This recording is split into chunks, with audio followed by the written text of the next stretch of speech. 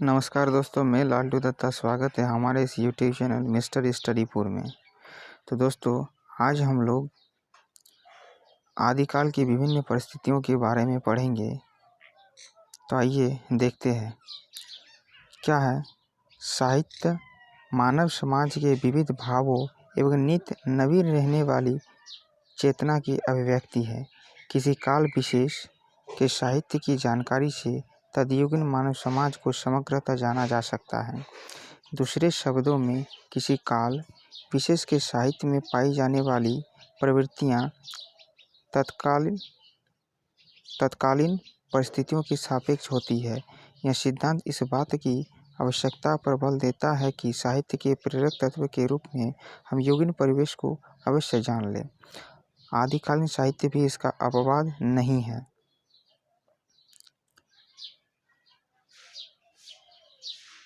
देखिए आगे क्या है। आदिकालीन साहित्य परिस्थितियाँ। इस काल के साहित्य में जो प्रमुख विशेषताएं उपलब्ध हो रही है वे तदयुगीन परिस्थितियों से विकसित हुई हैं। अतः आदिकालीन साहित्य की प्रमुख प्रवृत्तियों से परिचित होने से पूर्व कारण स्वरूप तत्कालीन राजनीतिक, धार्मिक, सामाजिक एवं सांस्कृतिक स्थितियों का आकलन कर लेना चाहिए। इस काल की विभिन्न परिस्थितियों का आकलन निम्न शीर्षकों के अंतर्गत किया जा सकता है।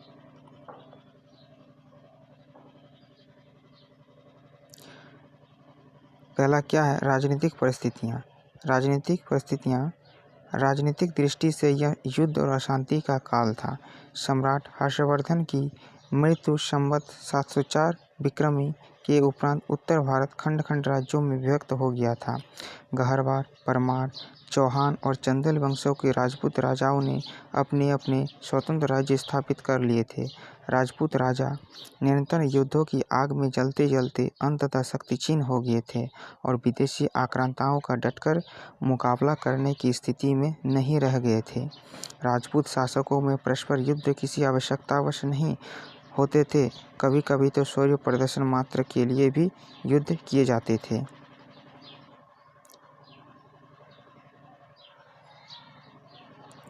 भारत की उत्तर पश्चिमी सीमा पर विदेशी आक्रमणों का भय बराबर बना रहता था। 10वीं शताब्दी में मोहम्मद गजनवी ने और 12वीं सदी में मोहम्मद गौरी ने भारत को पदाक्रांत किया। जनता विदेशी आक्रमणकारियों से तो त्रस्त थी ही, साथ ही युद्धकामी देशी राजाओं के अत्याचारों को भी सहन करने को विवश थी। यवन शक्तियों के आक्रमण का प्रभाव मुख्यतः पश्चिम एवं मध्य देश पर ही पड़ा। इन्हीं क्षेत्रों की जनता युद्धों एवं अत्याचारों से आक्रांत हुई। धीरे धीरे समस्त हिंदी प्रदेश में स्थित राज्यों दिल्ली, कन्नौज, अजमेर आदि पर मुसलमानों का अधिकार हो गया।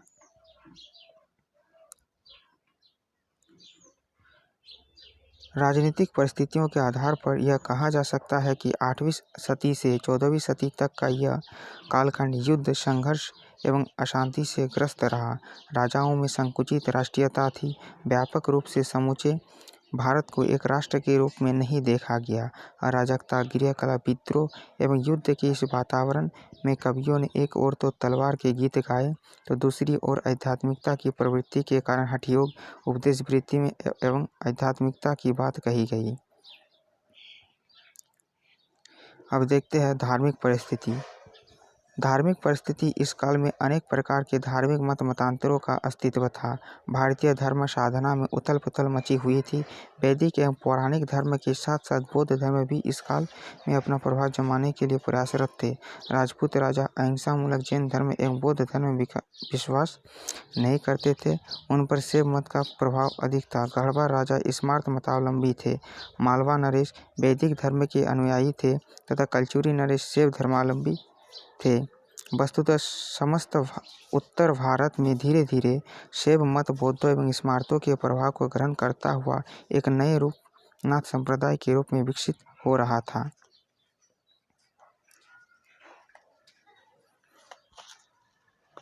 आदिकाल में धार्मिक दृष्टि से 3 संप्रदायों का विशेष प्रभाव परिलक्षित होता है: सिद्ध साहित्य, नाथ साहित्य एवं जैन साहित्य।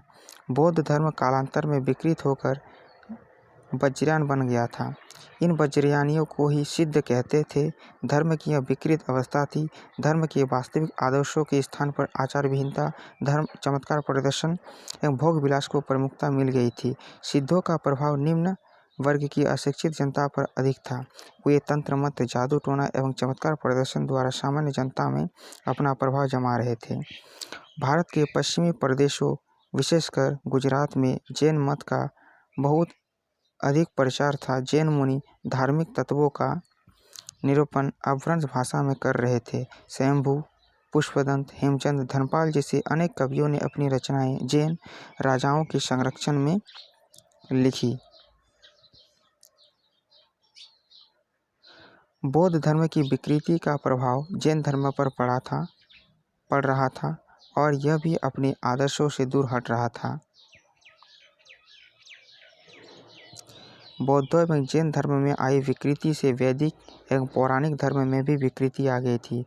वैष्णवों के पंचरात्र, शैवों के पाशुपत और शाक्यों के त्रिपुर सुंदरी संप्रदायों में बौद्ध धर्म की पूजा पद्धति एवं वामाचार का प्रभाव परिलक्षित हो रहा था। कुल मिलाकर यह कहा जा सकता है कि इस काल में विभिन्न धर्मों के मूलभूत आधार लुप्त हो चले थे और उनमें विकृतियों का समावेश हो गया था। जनता के समक्ष अनेक धार्मिक राहें बनती जा रही थी। देशव्यापी इस धार्मिक अशांति के समय इस्लाम धर्म भी भारत के द्वार खटखटा रहा था। यद्यपि भारत में मुसलमानों का आगमन हो चुका था, किंतु इसका धर्म अभी अपने जड़ें नहीं जमा पाया था। इन धार्मिक परिस्थितियों के परिप्रेक्ष्य में यह कहना समीचीन है कि धार्मिक दृष्टि से आदिकाल का वातावरण अत्यंत दूषित था। जनता असंतोष, क्षोभ एवं भ्रम से ग्रस्त थी। आदिकालीन साहित्य में इसी मानसिकता के अनुरूप खंडन, मंडन, हठयोग, वीरता एवं श्रृंगारप्रक रचनाओं को देखा जा सकता है। धन्यवाद दोस्तों। और इसका PDF लेने के लिए आप लोगों को हमारे टेलीग्राम लिंक पर जुड़ना होगा। इसका लिंक हमने डिस्क्रिप्शन बॉक्स में दे रखा है। धन्यवाद।